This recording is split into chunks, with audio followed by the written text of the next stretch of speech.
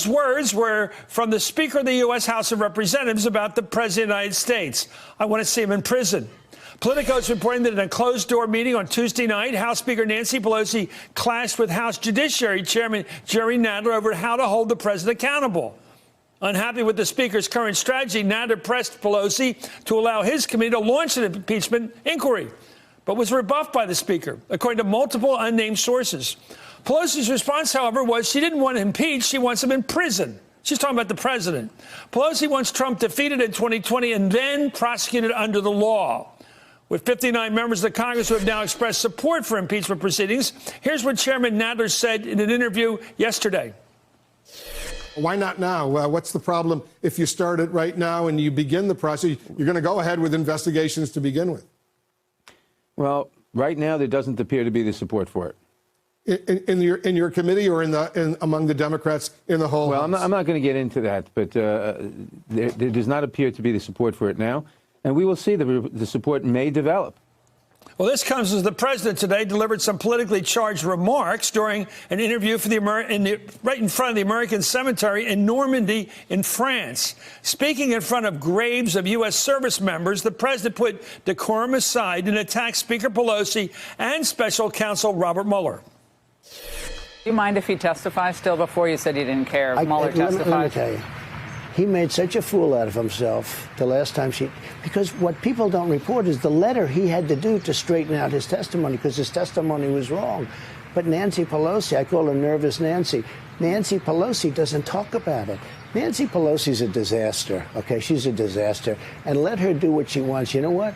I think they're in big trouble.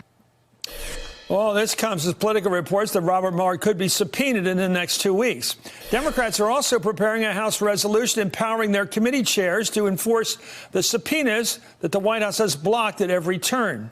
According to Politico, it's a move to streamline and speed up the House's ability to respond to a mounting list of confrontations with the White House. I'm joined now by Shannon Pettypiece, White House reporter with Bloomberg, Joe Crowley of New York, former U.S. congressman from there, and former chair of the House Democratic Caucus, and Aaron Blake is a senior political reporter at the Washington Post. Congressman, thank you for joining us. I have never heard. I sometimes think Trump has brought deviation to the norm. Yeah. Now the Speaker of the House is saying he ought to be in prison. Imagine you live in some rinky-dink country out in the world that has always looked up to ours. Yeah. You know, some fourth world country that doesn't even have democracy. And here we have the leader of the opposition saying the other guy to be in prison. This is the stuff we used to see in Pakistan the old days. Defeat the guy, then hang him. Yeah. I do think, though, it's in politique rhetoric. But Pelosi is speaking to a number of wings within the party itself. And I think she has to be heard to be pretty strong on this as she's taking a slightly different tack. I get you. That's what I thought. In other words, if she says she really doesn't like Trump, that makes up for the fact she's not impeaching him. Because, you know, Chris, I've been saying all along, right, what I've been saying all along is that she doesn't believe we're a banana republic. She thinks that elections have consequences. And, you know, the impeachment shouldn't be used every time a person is elected president. You know, you hear about it all the time now. It's always become the norm when someone's elected that the other party tries to impeach them. So what she's been saying is stay the course, do your jobs, investigate, and let the truth lead where it will. But she's not going to impeach. Well, you know what? Okay, I asked a guy. I've read the second volume of the Mueller report, and it's pretty damn. I know what you think. I mean, I accept it. But I don't believe she's going to be for impeachment a year from now. See, you do that. But I mean, Shannon, all the reporting says she's delaying. She's saying, I want to hear from one more witness, want to hear from Don McGahn, want to hear from Mueller, want to hear from... Nobody believes that after those hearings, we have a front page story the next day. McGahn says he's told him to fire Mueller, right? But he didn't follow up. He didn't fire Mueller. And they'll say, well, where's the case? I can see this coming apart. Yeah, I mean, our reporting indicates that this prison comment was meant to mean more exactly what you were saying, that I don't want to impeach. Let's find any other method than impeachment, like indict him and put him in prison after he's out of office. She said, I want him in prison. Well, because she doesn't want to impeach him. She said, I don't want to She didn't say, I want to have a trial. I believe the full quote is, I don't want to impeach him. I want him in prison. I want him in prison. But as an alternative, I will do anything other than impeach this president, is what she's trying to say. I mean, here's the thing. That's not her choice. That's the choice of prosecutors, the SDNY, other people in the Justice Department. Also, they may not ultimately have that decision to make. If the president is reelected, which a lot of people say is a 40, 50, 60% chance, depending upon who you ask, the statute of limitations is going to run on most of these federal crimes that they could charge him with. So how are you going to ultimately get him in prison if you can't actually charge him after that second term? And you can always impeach him during the second term. So yes. Well, somebody said the other day, I mean, everybody's a pundit now. I'm a pundit, that she'll wait to the second term to impeach him, but that would lose a lot of its propulsion by then. Well, I mean, I guess that's... If the American people twice elect a guy and then you impeach him? Right. I mean, it's been done. Which was exactly what happened to Nixon in his second term.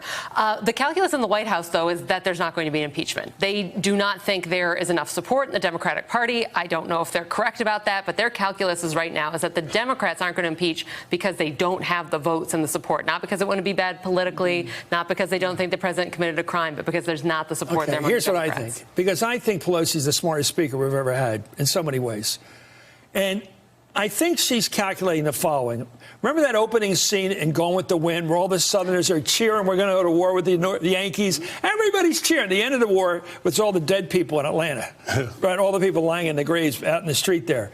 And I get the feeling she knows that from the second she moves impeachment hearings, Trump calls the Democrats in the House the impeachment house. You're the impeachment Democrats. That's all you are. You're worth nothing else. You just want to overturn the election of 2016. That's all you are. And every day he dances on that grave of what you guys are doing, and he wins the election. I think that's what she's afraid of. It seems to be his game plan, right? Yeah. But what I've said a number of times on this network, I think that what's lacking in this town, apparently, is character and integrity. And Pelosi has it in droves. Yeah. And that's why she's been able to keep this her caucus together and behind her in this. They believe in her. She has moral suasion over this caucus, and it's a testament to her. Can she keep the numbers pushing for impeachment down to under 40, roughly where it is now? I think she can. I think she can. If that's her will, I think she can. What kind of pressure is on Chairman Nadler from I've known Jerry the for left? almost 35 years. Oh, I know. He's a stalwart, but he's getting pressure, I assume, from the newer members, like AOC and all them, and he's also getting pressure from the boss. Yeah, but here's a guy that voted for the Iran deal, and why it matters. A Jewish American himself, largely supported by Jewish America, and voted for the deal and withstood that against the primary. And Against the hard right over there, yeah. Jerry's a tough guy, and Jerry also doesn't believe in using the justice system to persecute, even this president.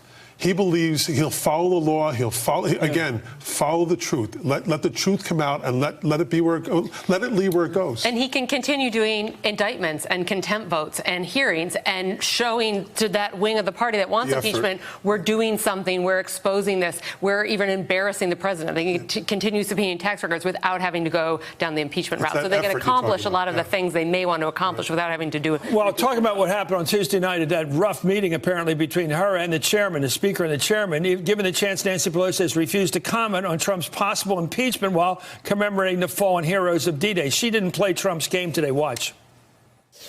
Do you worry about the politics right now, impeachment and everything else that's on the table, and how that can further divide us? Well, again, with all due respect to your question, I'm not here to talk about impeachment.